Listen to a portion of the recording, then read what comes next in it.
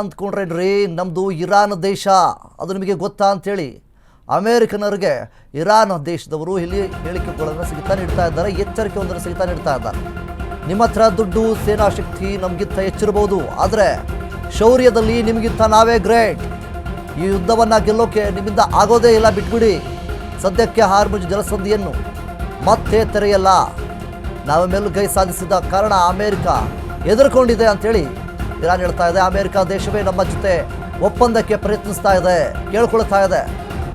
America Israel ಮೇಲೆ Iran speaker ಕೆಂಡಮೆಂಡಲರಾಗಿದ್ದಾರೆ.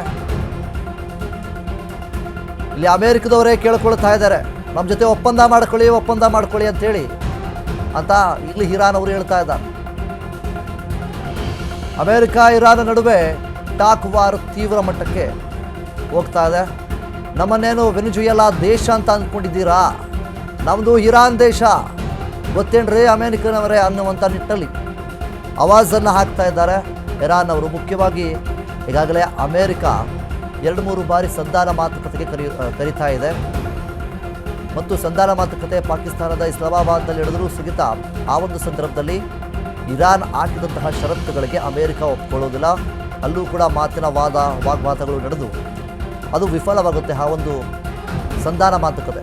ತದನಂತರ America ಮತ್ತೆ ಸಂಧಾನ ಮಾತುಕತೆಗೆ ಕರೀತಾ ಇತ್ತು, ಆದರೆ ಇರಾನ್ ಹೋಗಿಲ್ಲ. ಸೊ ಹೀಗಿರಬೇಕಾದ್ರೆ ಇಲ್ಲಿ ಇರಾನ್ ಕೊಚ್ಕೊಳ್ತಾ ಇದೆ. ಇಷ್ಟು ದಿನಗಳ ಕಾಲ ಅಮೇರಿಕ ಕೊಚ್ಕೊಳ್ಳೋದನ್ನು ನಾವು ನೋಡ್ತಾ ಇದ್ವಿ. ಈಗ ಇರಾನ್ ಅಮೇರಿಕದ ವಿರುದ್ಧವಾಗಿ ನೀವು ನಮ್ಮ ಮೇಲೆ ಯುದ್ಧ ಮಾಡಿ ಗೆಲ್ಲೋದಕ್ಕೆ ಸಾಧ್ಯವೇ ಇಲ್ಲ, ನಾವು ಈಗಾಗಲೇ ಯುದ್ಧವನ್ನು ಗೆದ್ದಿದ್ದೇವೆ ಅಂಥೇಳಿ ಇರಾನ್ ಹೇಳ್ಕೊಳ್ತಾ ಇದೆ.